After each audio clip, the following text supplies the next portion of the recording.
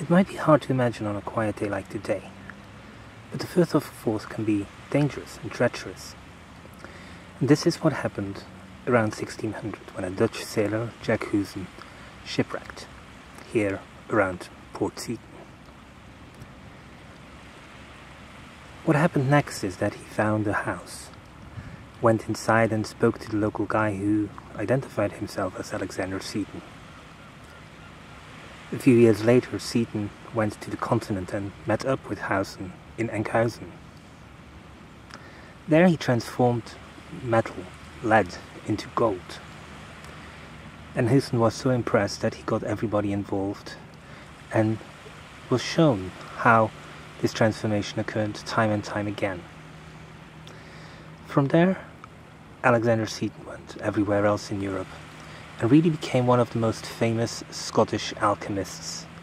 Unfortunately, we have no idea who he is, or even whether Alexander Seton was his real name.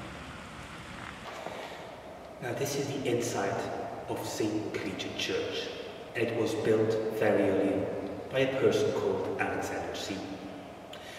Alexander Seton is a very typical name within the Seton family. And the question is, was Alexander Seton the person who lived here, the person who was instrumental in the maintenance of this wonderful collegiate church, the same Alexander Seton who was the alchemist, who became so famous on the continent, but really was completely unknown for his alchemical works in Scotland itself?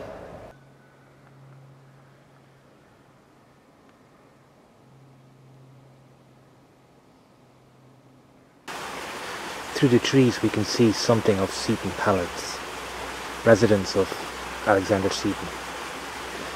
But I don't think that the Alexander Seton we're looking for on the continent is the same Alexander Seton who lived on what was previously Seton Castle. The real person who took the name of Alexander Seton is probably lost to history. Another alchemist who didn't go in search of fortune or fame, but instead used the name of somebody who was already famous, local. A bit of a misdirection.